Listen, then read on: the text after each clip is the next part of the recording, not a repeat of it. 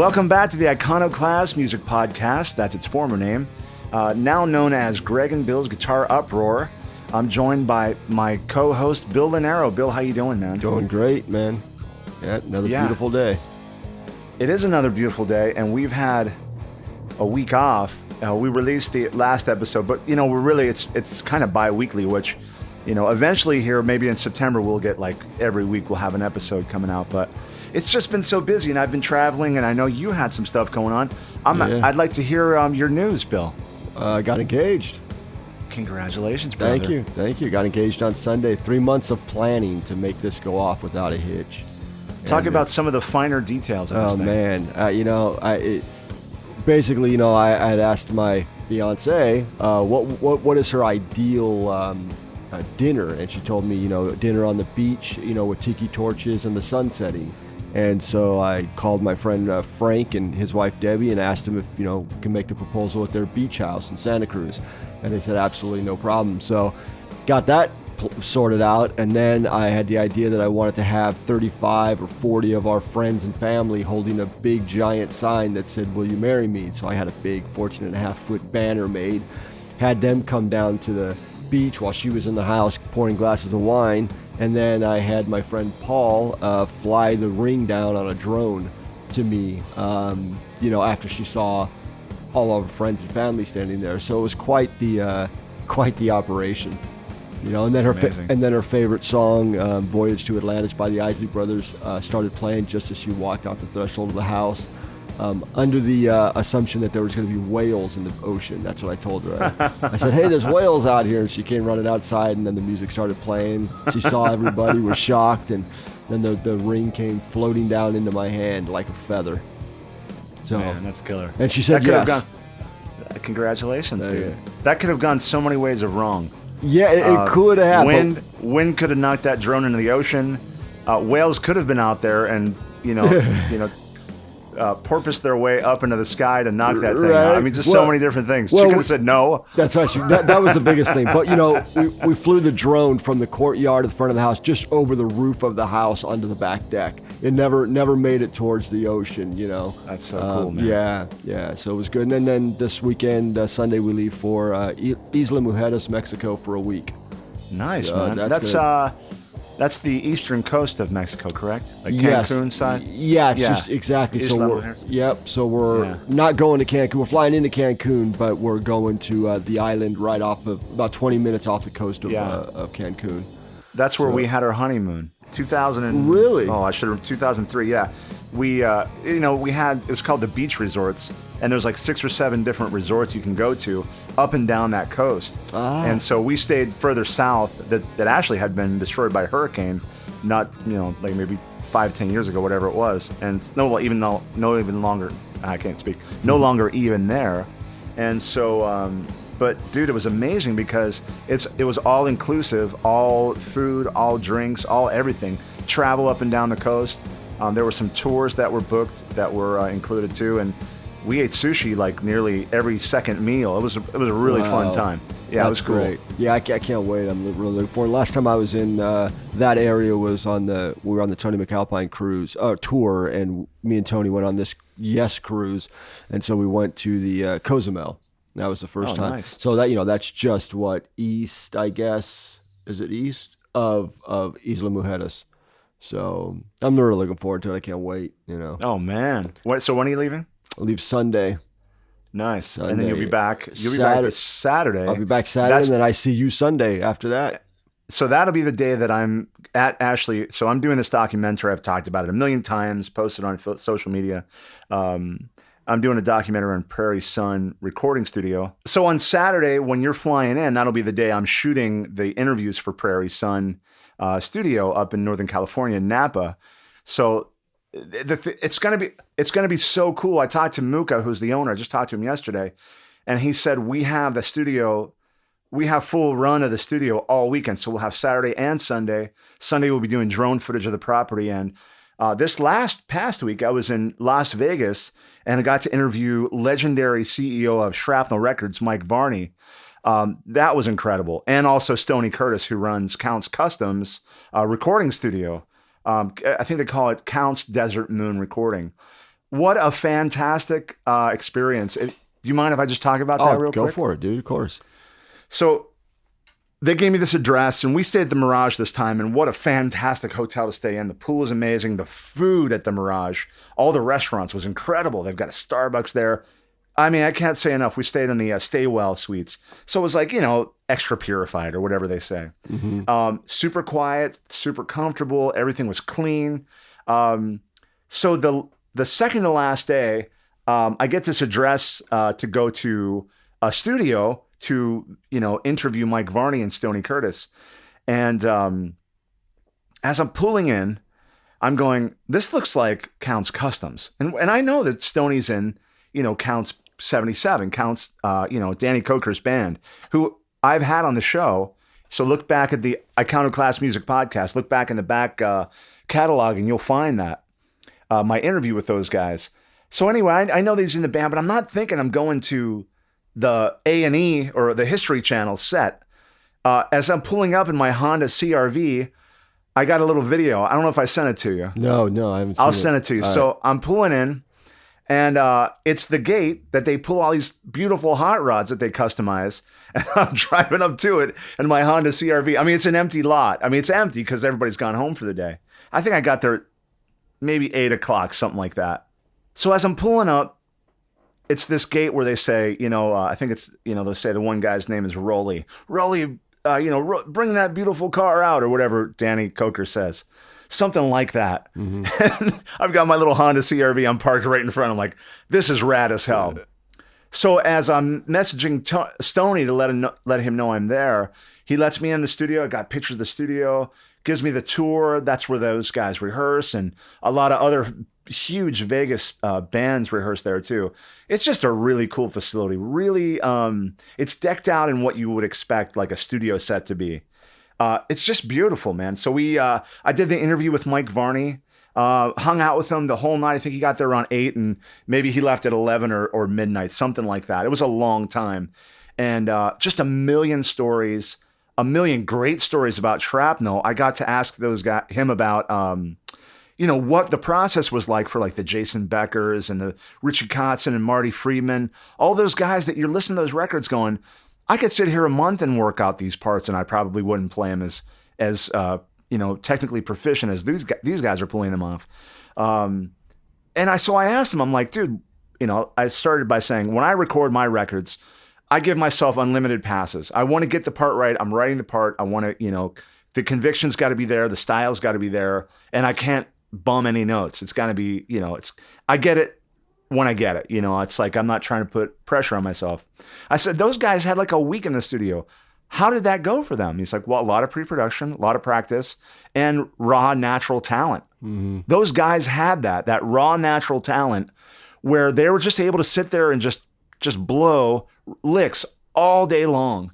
And man, that it really goes to show you that if you go listen to a lot of those players, a lot of jazz players, but a lot of guys that are on the Shrapnel record label, Mike did really mine and really did, put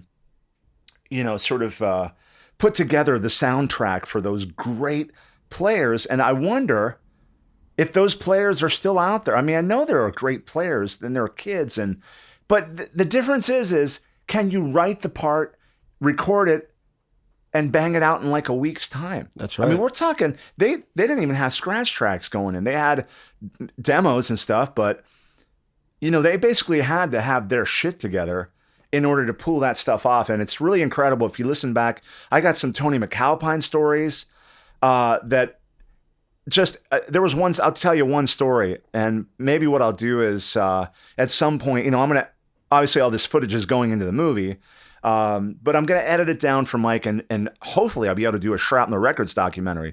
That's really what I'd love to do. I mean, obviously I'm very honored to do the Prairie Sun documentary, but that's just kind of like, there are so many documentaries I'd love to do, and Shrapnel Records is very much top of that list, right under Prairie Sun, if not, equal. But anyway, the Tony McAlpine story was someone came in to jam, and I don't recall until I go back and look at the footage, and there were so many stories, so if I'm getting this wrong, the footage will tell the tale.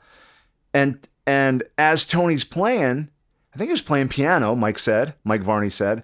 And as he's playing, the guy who's jamming with is just going through crazy key changes. And Tony's hanging the entire time, like not missing any of the key changes, and can hear within, a chord or two where the guy's going. And Mike asked Tony, how are you doing that? He's like, I just can hear where the chord progressions are going. I just hear it. And that goes to show you that the skill and the practice and Tony was a little kid when he learned piano. Yeah. And so it's just really amazing to hear those stories. And I'm really excited for everybody to see this documentary. And like I'm saying, you and I will be there this upcoming weekend. I'm going to have all of the interviews with Muka the day before you get there. And then the next day we'll do all the B-roll, any extra stuff. And I'm just going to hang out and we'll get like driving over the Golden Gate Bridge and, some San Francisco Bay Area. Like we'll try to go to different spots where we can capture some footage of maybe some clubs and stuff or I don't know what. I don't know until I interview Muka. And you're really great with the history too. In that things that I couldn't know because you grew up in the Bay Area. Sure, exactly. Yeah, all the the history of freaking Metallica's here and all that stuff. The Bay Area thrash scene and just the Stone bimbos. I mean, there's so many venues here. It all started here. And Shrapnel was born here in Novato. And speaking of Tony, by the way, Tony has perfect pitch.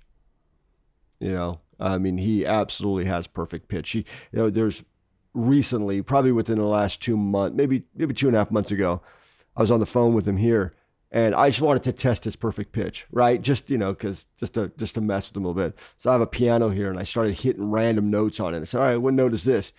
Gave me right off the bat, boom. Okay, what note is this? Boom. What chord is this? Boom. Just didn't even hesitate. It was instantaneous. He knew note chord recognition instantly. There'd be times when we'd be on tour and he told me, he said, if he's backstage practicing and there's a refrigerator, humming in the background, he has to practice along in the key that refrigerator is humming, to. Otherwise, it's going to really mess with him. It'll be totally dissonant. So I'm not that bad. I obviously, if you don't have perfect pitch, you have relative pitch. Yeah. It was funny. I had a person, this is just a funny aside. I'm not going to mention the name, but a guy who was in my band that is famous, has been famous in his life, said to me these exact words. I think I know who you're talking about. He goes, they always told me I had perfect pitch. And I'm like, so that means that someone can play a note and you can tell me what that note is, or you can tell the person what that note is. And he goes, no, if you play that note and then I could tell you an adjacent note, or I could get close. I'm like, so you have relative pitch? No, I have perfect pitch. I just thought to myself, this dude does not know what perfect pitch even means. He doesn't know the definition of the word. But it's a pretty rare thing to have that. Yeah. And for me, it's like I can get pretty close. I mean, I can. And for me, it's definitely like I've always had a great ear, which a lot of musicians, hopefully have that. But it's always a practice thing. And I can hear when guitars are, a few cents flat or whatever, when it comes to that. That's about as near perfect as I get. I can hear when my guitar is, like for instance, I have a bunch of them, and when they're sitting on the wall, they either go a little sharp or go a little flat, depending on the humidity and things like that. So I can always tell when I'm playing something, I'm going, well, this is maybe like 5 cents sharp or flat. That's as far as I go with that. But I would love to have, that would be amazing to have that. Well, I mean, you think it would, but, people that I know that have it say it's a curse. It's a curse. Yeah, especially when they're hearing other players play or other players sing, it drives them crazy when they're out of key or out of pitch, and they can't do anything about it because it's on the radio or it's on CD. If it's not perfect, it really drives them crazy. You know what I hear is, obviously before auto-tune, you listen to guys like Ray Gillen from Badlands. Mm-hmm. And I listen to Ray sing, and I honestly don't hear any sharp, like sometimes you hear the slur from flat into the pitch, but there are some singers that, I mean, you got to remember all that Motown shit was they just were singing. They Michael didn't have the Jackson. luxury of going over and over and over. I mean, look so at they were, yeah. you know, and they always say that you can recognize, most everybody can recognize when someone's sharp, but when you're a little flat, that's harder to, you know, hear that. And so, you know, there's a quality to it. Like the guy from Kansas, fantastic singer. Gosh, what's his name? Why am I forgetting that? Is it Kenny or no Scott? Scott. Well, Steve's. I think it's Steve something. Ashley. Maybe it is. Yeah, Steve. We're gonna have to look that up. Yeah, the singer from Kansas, amazing. You know, I mean, Steve Perry. Oh, Steve Perry did not have pitch correction. Yeah. Well, I mean, just look further back. Look at the Frank Sinatras and the Elvis Presleys. Voices were perfect. You know, they sure were, man. And they never. And you know, Sinatra would do one take. That was his thing. 2 takes max, and he was pissed if he had to do 2 takes. I remember hearing that story. Yeah, and if he did 2 takes, it usually was one of the band members' fault, not his fault. Right. You know? So, I mean, it's just guys like that, they have that natural voice. I mean, Elvis sounded like he was singing when he was talking. You know, the voice, it was just such a resonant baritone voice. Well, let's take a little pause for the cause. We're going to get a sponsor ad in here real quick, and then we'll be right back. This podcast sponsored by Strap Tight Strap Locks, the most secure, affordable guitar strap locks on the market. Install and remove in under 2 seconds. No need for any tools. Endorsed by legends such as Joe Satriani, Glenn Hughes, Carl Verheyen, and more. Get yours at straptight.com. Okay, thanks so much to Strap Tight Strap Locks for that little pause for the cause. Bill, what do you know about Strap Tight Strap Locks? I know a little bit, actually. Yeah, you're actually one of the partners in that company. Yeah, so it's nice to have you guys sponsor the show. Yeah, thanks so much for that. You got it, man. You know, they've been on all my guitars, you know, for since 2014. That's cool, man. You know, they've never failed me. So if they do, then I'm done. You know, that guitar's done. Yeah, or that guitar's done. Yeah, well, that's how it all started. Bro, I got to be honest. I mean, this has nothing to do with the sponsorship, but I hate like the Schaller type or like there's the Dunlop type. Why do I have to take the button out and you're going to give me this tiny little button that only your proprietary, and like a guitar strap is universal. That's right. I actually love big pegs, what are they called? The strap buttons. Yeah. I love a big one. And so you imagine that. I love a big one. I love the big strap buttons. And you know, then you have to kind of work the leather around the strap button. Right. And then you have that nice little, strap tight strap lock on there, just holding everything in. And it's almost like you don't necessarily always think you need that, but you know, you're putting straps on and off your guitars. To have that is just like that extra nice security to it. Well, yeah. I mean, Joe Satriani did a great video. It's like a 3-minute interview with this French called Satirax. And, Joe said in the interview thing, he said, you spend, hundreds of dollars on pedals. You spend hundreds of dollars on pickups and all this stuff. He goes, but none of them actually protect your instrument. He says, strap tight, $8.99. You get 4 of them. You protect your instrument, right. And that's the biggest thing. You should be protecting your instrument first. And a lot of people think of strap locks as, it's an afterthought, but it really shouldn't be. It should be the first thing you think of when you buy a guitar. Oh, I need strap locks on my guitar. Since we're talking about sponsors, I'm playing through my Victory Kraken today. I brought my guitar.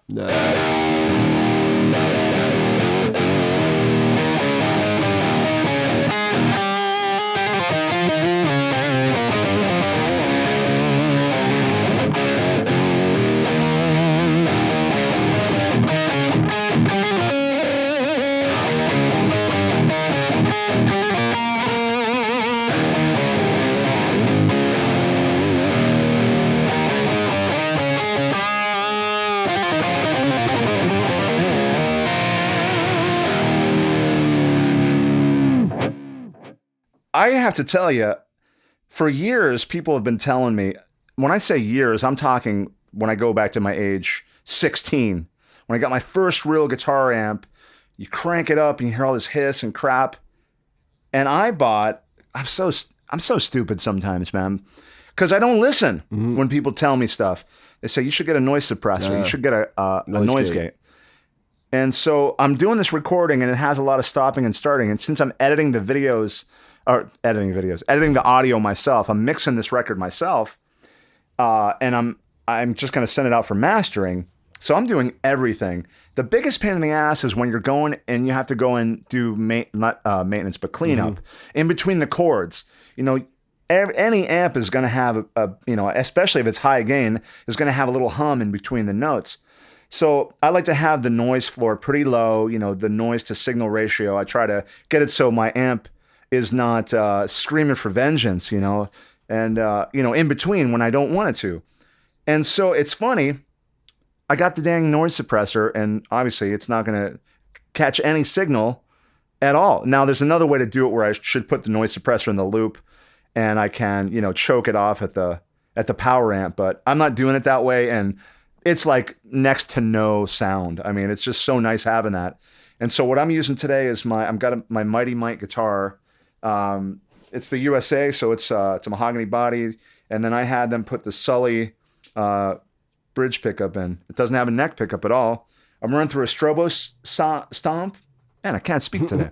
Strobo Stomp tuner, the Wampler Tumnus with just a little bit of gain, my Boss NS2 noise suppressor, the Whammy Ricochet. Now, dude, this is my new favorite pedal. It's like, it's kind of, I don't know, it's not maybe for everybody, but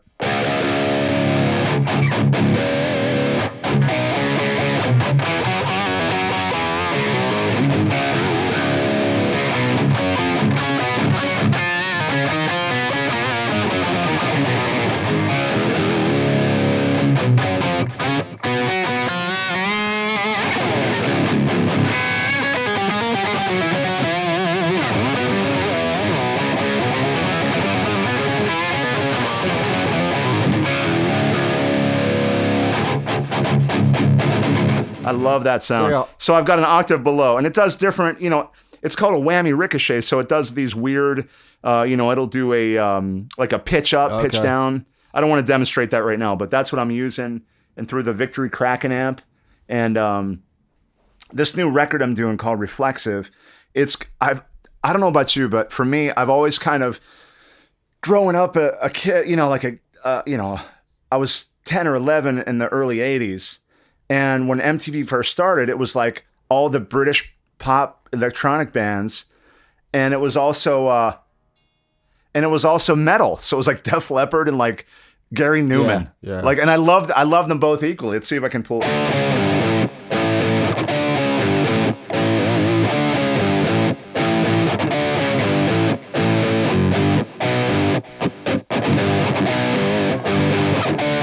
yeah.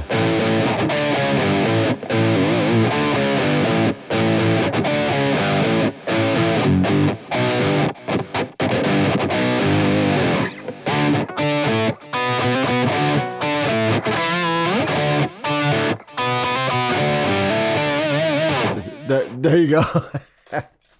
So I love Gary Newman, and I love that song Cars. So this Whammy Ricochet gives me that octave below, and I can get that kind of keyboard synthesizer sound on that song. Even recently, there's a band called Orgy that the guy Amir Dirac, who was in Rough Cut. Yeah. I mean, he's just done so many great things, but it's mostly like electronic, music. And I just kind of always thought, I have my punk record. I have my instrumental shred record. I have my straight ahead hard rock with, metal singer vocals record. This one, I want to go out and have some fucked up guitar sounds. Yeah. And I want to use my octave pedals. I want to use my whammy pedals and just fuck with it. So it's interesting. And a lot of the grooves are like definitely like could be electronic dance grooves too. So it's just something fun to do, and it kind of changes it up a little bit, and to play with these pedals, just, to have that extra voice in there is just so much more fun. Yeah, absolutely.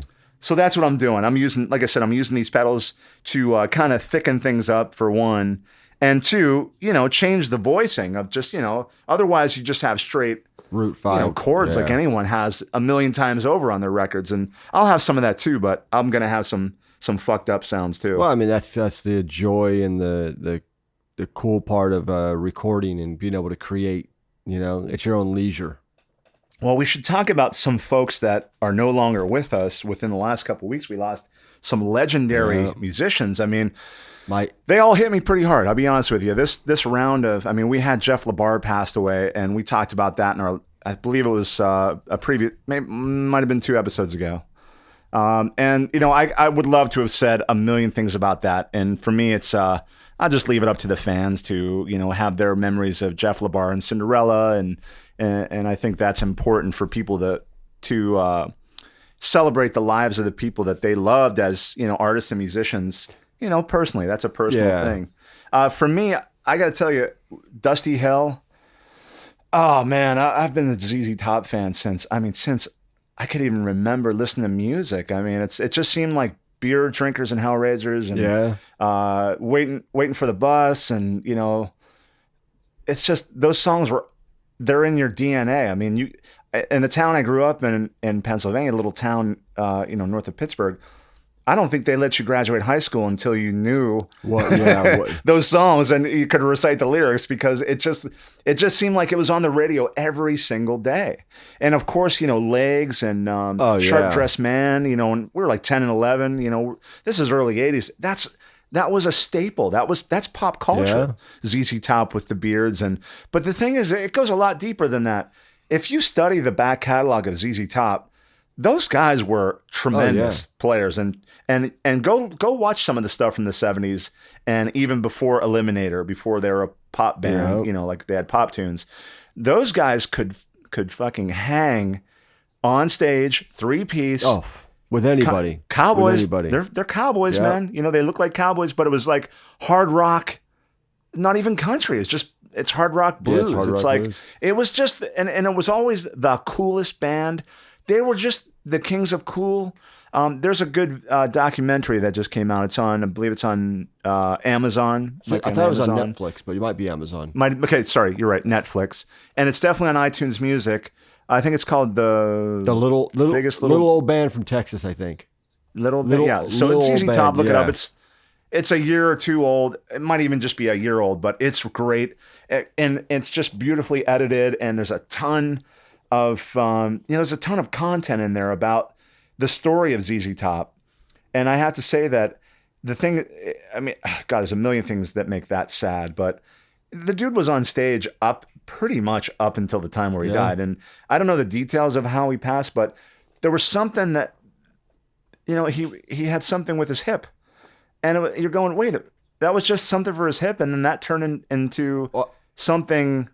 Like, do you know the details of that? Because that seems bizarre to me. Yeah, I don't know the details, but I mean, it's so he has problems with his hip. He's on medication, and then he dies.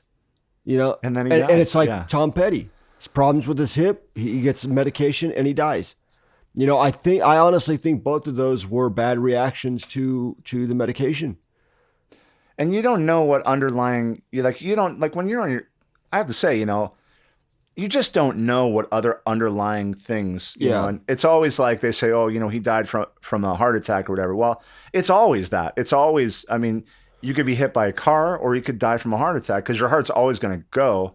So it could be, you're right. It could be a reaction. It could be anything. And I haven't dug deeper than just the fact that he passed away is super sad. So I have a friend of mine whose stepson, he was having some back pains and he went to the doctor because they were really bad back pains. I think it was for back pains.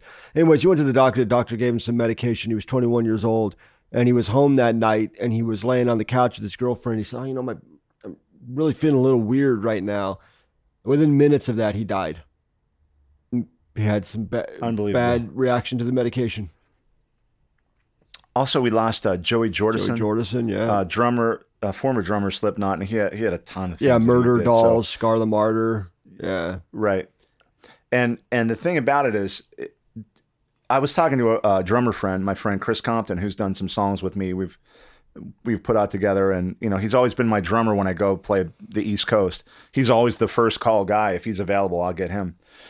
He's a tremendous drummer himself, and we were talking last night. And the thing that's, you know, the thing that dawns on you is, you know, I don't want to make this a negative thing, but I will say that, you know, there are haters. There are people that are not fans of a particular style of music. So if they don't like your band, they don't like you. Well, listen, I don't know how many guys were in Slipknot. I know it's 10, 11, 12, 13. There was a shit ton of guys on stage. And the main driver for that band was Joey Jordison. Yeah. And the level for which he had to play was otherworldly. I mean, this guy had to power a 2-hour set by himself. Yeah. I mean, he was the engine in that band, and try to play some of that stuff. You know, try as a great drummer to play some of that stuff. It's really technically at the limits of, I think, what anyone should physically be able to play, because it sounds like a drum machine. It's so great. But just go online and follow and look at some of the videos he's done. He pulled that stuff off and he just was a colossal badass drummer. I mean, I love Slipknot. Yeah. I have to say, I do love Slipknot. And when you hear some of those grooves and some of those just blast beats, just the way that guy plays, like, dang, dude. Yeah. I mean, me as a drummer, I'm more Tommy Lee. I would love to be able to play like Joey Jordison, but where the fuck do you begin? Yeah, right. Yeah, it's true. I mean, there's certain people that come along, but you know what? As a drummer, I mean, the average music listener doesn't appreciate what he did, or what a lot of drummers do, right? Because the average music listener isn't looking for the details. They're just hearing the beat. That's it. Yeah. But they're not listening to what he truly was able to accomplish. And then we also lost Mike Howe. The singer Mike Howe from Metal Church. Yeah. And I saw Metal Church back in 1991, I want to say, on the Operation Rock and Roll tour. This tour was tremendous, by the way. It was Judas Priest, Alice Cooper, Dangerous Toys, but it was, and who else played? Metal Church, obviously Metal Church. I mean, they were there too. And there was another band. God, why am I forgetting? Oh man, I'm so stupid. I should have looked this shit up. But my friend Scott Dalhover from Dangerous Toys was also on my former version of the show, Iconoclast. Look that up too. But we talked about Operation Rock and Roll. Oh, did I say Judas Priest? So Judas Priest, Alice Cooper, Metal Church, Dangerous Toys, and there's a fifth band I'm forgetting. I don't know who, but Vinnie Moore was in Alice Cooper when they played. So the fucking band, dude, that night was like, we were front row, and it was an outside shed near Pittsburgh. And it was like, I'll never forget it. I can't forget anything about that, because it was a stellar 4 or 5 hour set. And I know that they had a hard time. Like, could you imagine? This is Painkillers, Judas Priest. This is when Scott Travis is on drums. This is Vinnie Moore and the Alice Cooper band. This is like, the bands were incredible. Yeah. Scott Dalhoover and Dangerous Toys. Just everybody was so good. And they had a hard time selling tickets. I think it had to do with promotions and marketing. But these days, dude, Judas Priest is going to sell out anywhere he goes. Yeah. I mean, same thing with Alice Cooper. Those are legacy bands now. But I remember Metal Church. I always love like, oh man, let me see if I can remember this tune.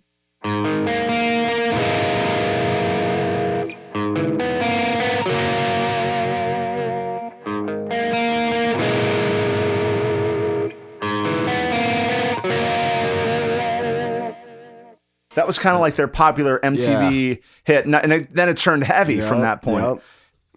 And again, I should have learned this, man. I should have prepared a lot more for this episode. I've had a million things going on, so guys, just be nice. But anyway, I love Metal Church, and I mean that was the music we'd all listened to back in the day. I mean, that was it. Yep. I mean, and it's unfortunate. I mean, Howe passed away from suicide, and he was working on an album when it happened. So, kind of, it makes you wonder like what's going on behind the scenes, and and. It was like similar with Cornell, Chris Cornell, when he passed away. It was like, who knows? I mean, I don't know if it's prescription drugs, but I can say that I know, if I'm recalling this correctly, Metal Church put out a statement, and they talked about how Big Pharma had something to do with the death of Mike Howe. Again, don't quote me on any of this. Look it up yourselves. Figure it out for yourselves. I'm just saying how damn sad it is. And Metal Church, the San Francisco band, it's where they formed, And, if you go back and look at the history, it was Lars and Hetfield that urged, the label to sign them, Oh, no shit. Yeah. So they're credited with getting Metal Church signed. I want to circle back to something that Scott Earl from Culprit said. Now, why am I bringing this up? Well, because you just talked about Metallica in the early days, and I'm tying it in because I just interviewed Mike Varney from Shrapnel Records, and the very first band they signed was Culprit. And Scott Earl said to me, there was a story that Mike Varney could have signed Culprit or Metallica. Oh, Jesus Christ. Oh, Jesus And he signed Christ. Culprit instead. Can you imagine that? Is that crazy? Well, that right there is as bad as the guy who was given the option of, I think it was $1,300 or Apple stock. And he chose, $1,300. Had he kept that Apple stock, I think they said the value would have been about $30 billion, somewhere around there. Dude, what do you do, man? You're the Pete Best of freaking Apple stocks. Well, here's the thing. And the guy now lives in subsidized housing, I believe in Las Vegas, living on Social Security. And he said he has no regrets. I don't buy that at all. I'm sorry. I don't buy that at all. You can't look back on that and say, yeah, I don't regret taking $1,300 over $30 billion in stock of Apple. I don't buy that. I don't know. I wouldn't say that. No. I mean, maybe this guy doesn't have any regrets because he's charmed in some other way. Maybe, but I wouldn't, Whatever. I don't know. Think of the good you could do with $30 billion, You could do a lot of good. Absolutely. You could buy a lot of guitars. You buy a lot of guitars. You buy a lot of guitars for kids who can't own guitars, who can't afford them. Right? Absolutely. Which is something I would love to be a part of. Hetfield and Hagar and Satriani, they're all part of this. I think it's music for kids or something like that. I forget what it's called. And they donate money and musical instruments and time to, help school programs and things like that. And I love that. I agree, man. We've got to get Satriani on the show, dude. I know. We got to make that Pull happen. those strings, Bill. Work your magic. I will work the magic. I got to say, I've had some really cool things in the last week. We're going to have Mark Slaughter on the show. Mark, I texted him while I was in Vegas and mentioned, check this out. Here's a little tidbit. I don't mind revealing this. This is fucking cool as hell. All right, Racer X fans. So, this is crazy. Mark Slaughter was on the original demos of Racer X's first record. What? He was going to be the singer of Racer X. Whoa. And they chose Jeff Martin. Wow. Now, I said to Mike Varney, does that exist somewhere? I would love to hear that. I don't need to have it, but I'd love to hear it.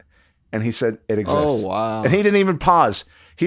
So when we have Mark Slaughter on the show, we're going to ask him. Right. We're going to ask him.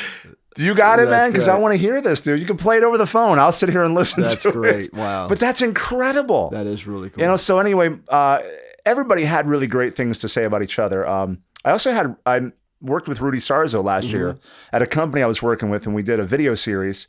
Was called Ask Rudy, and so I was the person that asked the fans sent in questions, and I asked, and I even said to Rudy, I'm like, I don't need to be on camera for this. He's like, oh no, you need to be on camera for this. So I had interviewed Rudy for the same company I was working for, so we had an exchange of, we were both on video, so it was a back and forth interview, and then for his show Ask Rudy, I was on asking the questions, and so that was pretty cool. But I texted Rudy and asked him if he would, since he did Project Driver with Tony McAlpine at Prairie Sun, if he'd like to be in this movie.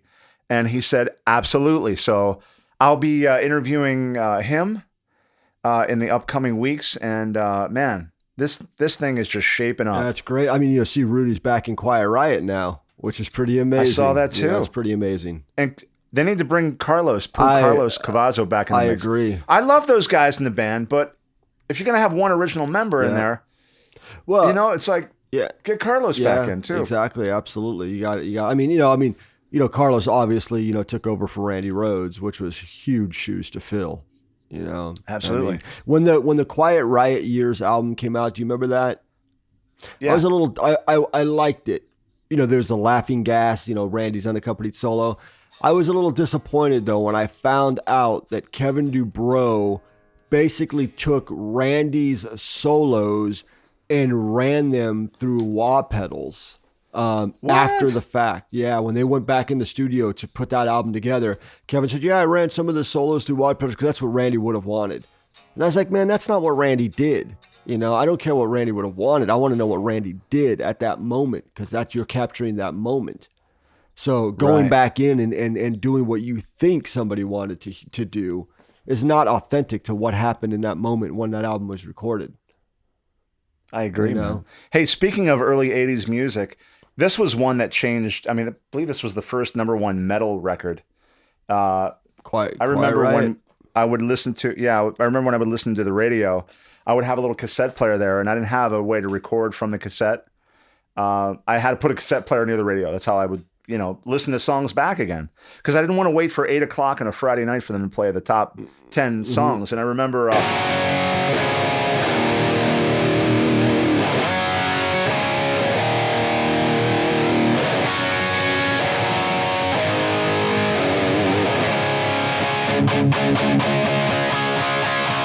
So that was Come On Feel the Noise, which was a Slade cover. Yeah, and then I remember Mental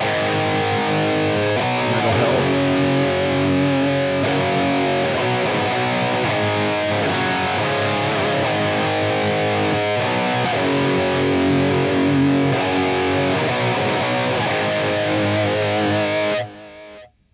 I used to love, I tell you, a great band. I wasn't a big fan of, I loved that record. I mean, when you're 11, it's pretty badass, man. It's like when you're a little kid, it's like, this is great. Yeah. We listened to that record over and over and over and over. And I'm sure a lot of those tunes were, originally Randy Rhoads had something to do with a lot of that stuff. But Carlos Cavazo was great, and I loved him in Rat too. I mean, I would love to hear more from Carlos. Yeah, and you think about the 80s metal scene, right? It's the guitar players in that time. And you had the Eddie Van Halen, obviously he was the king. There was nobody bigger. But you had the Carlos Cavazo and the Warren DeMartini and the George Lynch and those three guys and Jakey Lee, right? Really, those four guys. That was it. Remember this one, Bill? Of course.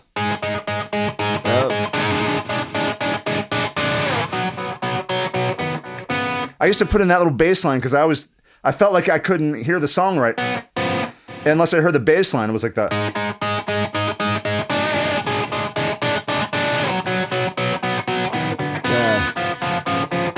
I just loved that, man. It was like really nice harmony. That was huge for them. It's funny. I think of like a lot of those riffs, and it's like, that Under Lock and Key record, Dokken, just a tremendous, a lot of really cool songs on there. And, it's definitely 80s guitar tone, but Lynch was killing it back then. That was man. the ADA. He Mike just was Varney. everything he played just sounded tremendous, man. Well, if you look at the vibrato of him and the vibrato of Warren DeMartini, they're the exact same vibrato because they were roommates. Yeah. So they shared that same wild, wide vibrato.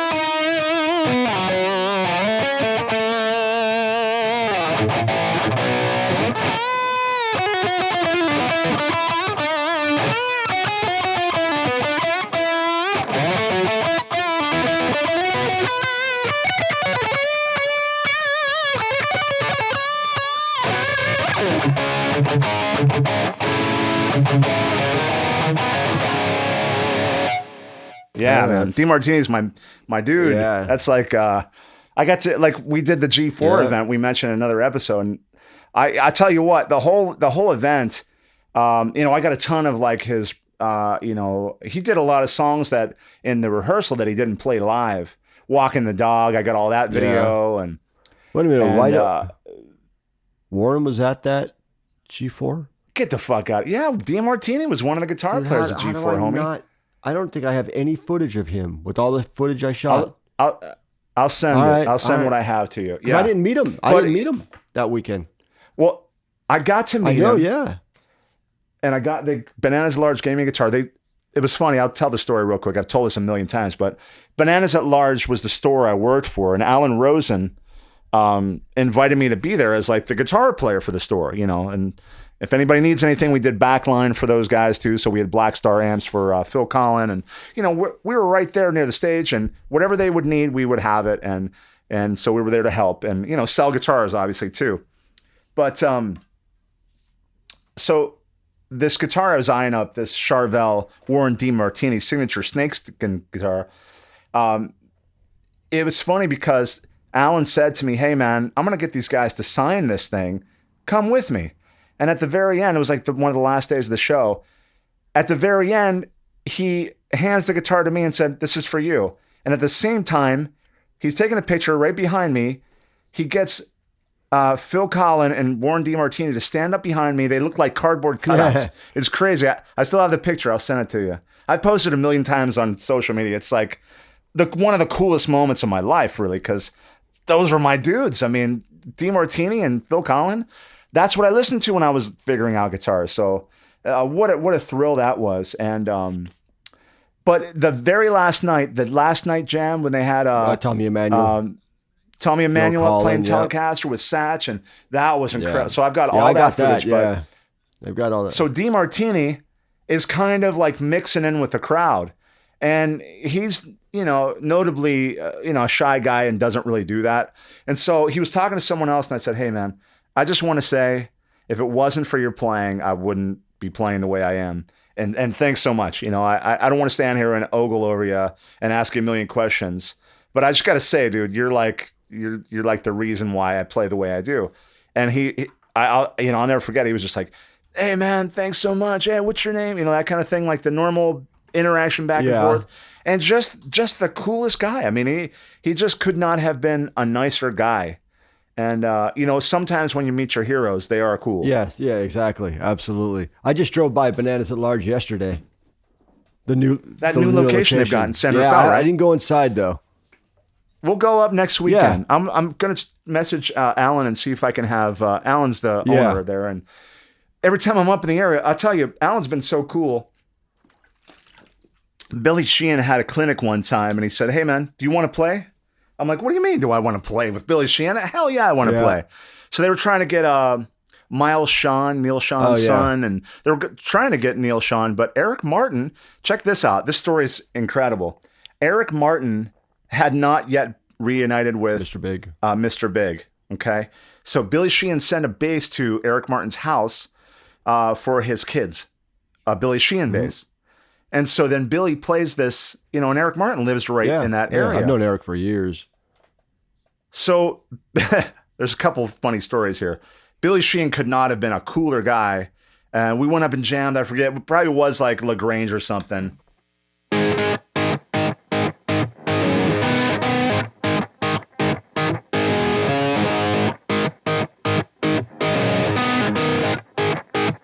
So we played that tune. And they had a drummer come up, and it was cool, man. We did the thing. And afterward, Alan's like, hey, we're all going out to dinner. We want you and your wife and son to go. So here's where the story gets funny. So they sat me at the far end of the table, away from the rock stars, near some other musicians. And it was really a nice conversation. My wife is sat next to Billy Sheehan, and the whole night, they're hooting and hollering on the other side of the table. I mean, you dicks. That's funny. Like, come on, man. I want to be down there with Eric Martin and my wife's, she's, it was just too funny. It's hilarious. So I always joke, I always joke with my wife saying, hey, if Billy Sheehan's on a video or something, I'll say, remember that night you had dinner with Billy Sheehan and Mr. Big? And I was at the 10 feet away, you fuckers. Right? Yeah. But that was a good night, and Alan's always been cool, and I think I want to try to connect and see if we can maybe have dinner or something up there. But you're welcome to join us, dude. I'm looking forward to meeting your fiance, for sure, and just hang out next weekend in the Bay Area. I mean, that's one of my most favorite places on earth. I'm not a big fan of the city anymore, but I love the Bay Area. I love that general area, Marin County. Yeah, all that. We're actually going to go to see on Saturday night after the shooting. The filming, we're going to see Billy Idol in Napa. That's going to be great, man. So that'd be pretty cool too. I was watching some videos of him a couple of weeks ago, and he puts on such a great show. Him and Steve Stevens. Oh fuck! Can I pull this off? Let me see if I can pull this shit off.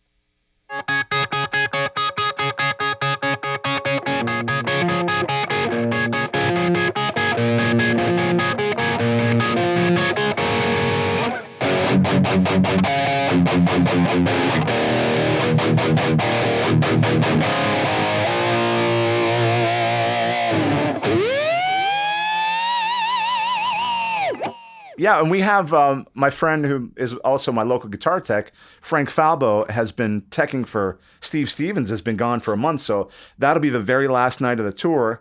And I think Frank may hang out with me and we'll drive back the next day. So that should be fun. Yeah, so that's the last show of the tour, huh? That's the last show of at least this leg of the tour. Wow. So with everything closing down again with that report that came out about concerts, elevating the variant, whatever, dude. Things are probably going to shut down again. The good news is it kind of gives me some time to take a deep breath and not have to worry about putting my record out just right away, because I want to take my time and finish it. But I want to get out and play some damn shows too. Yeah, we got 2 shows at the Whiskey booked for, I think I said last time, I think it was November 17th and May 5th, I think it is. Nice. With Last in Line on November 17th, Vivian Campbell. Nice, and man. then Rose Red on May 5th. And I guess they're a big cult band because like 3 shows are sold out back to back. Great. Yeah, so that should be cool. You guys direct opening for those bands? Not sure of the lineup yet. I'm not sure. I guess that always depends on ticket sales. Whoever's got the best ticket sales, you get to pick your spot. Well, we haven't been asked to sell any tickets, which is right. which I'm fine with, because I hate that shit. But we can thank LA for all the pay to play, by the way, because if it wasn't for them in all those venues out there, they started that. Well, listen, I'm not going to take any ownership in any LA anything. I do love the people here, and I do love I got to play a lot of those clubs throughout the years, and I will say that the Whiskey, we never, I played maybe 5 times there. I never had to sell tickets, but I know there's a lot of bands that will have to do that, and then they'll sell their tickets and go on at 6 p.m. Yeah. I mean, there's nobody even on, it's like you're just basically you're a rehearsal. Getting groceries at 6 p.m. It's a live rehearsal. Like nothing going on. It's a live rehearsal is what it is. Right. I mean, but I love LA. I will not, I absolutely love LA. I love the music scene, the movie scene. For me, I've always wanted to be involved in the movie industry in some capacity. I just love. I write movie scripts just for fun. I love it. Yeah, so I've been fortunate enough not to have to pay to play with the bands I've played with, so that's kind of cool. But I'm looking to get back out again, and at least I'm trying to get some local guys here in Ventura County, so I don't have to have 2 rehearsals and then we go play shows. Yeah, you know how that goes, man. Yeah. You're flying in and you're just last minute trying to pull it together. But Bill, I want to thank you for your time today, and everyone, thanks for tuning in. We're already over an hour, or at an hour. We're at an hour, man. Yeah. Wow, that flew by. And then when I get into editing, Yeah. It might be shorter than that. But I just want to get this episode out. I don't think we'll have another one for a couple weeks until I get back from Northern California. But in the meantime, follow me at gregmara.com. You can follow me on all my socials at Mara Music. Just look up my name, Greg Mara. You'll find me on Facebook and Instagram. I think I'm at Mara Music on both Facebook and Instagram. So, Bill, where can folks find you? You can find me on Instagram at guitarist Bill Lanero. You can find me also Lanero Music on YouTube, Instagram, and then my website is billanero.com. That's 3 L's, that folks. Is don't 3 fuck L's. that one Yeah, up. don't screw that one up. Yeah, 3 L's in a row. That's right. Hey, Bill, congratulations on your new engagement, and have a fantastic time in Mexico. Yeah. And we'll see you next on the weekend. 22nd. Dude. And thanks so much. All right, All homie. right, man.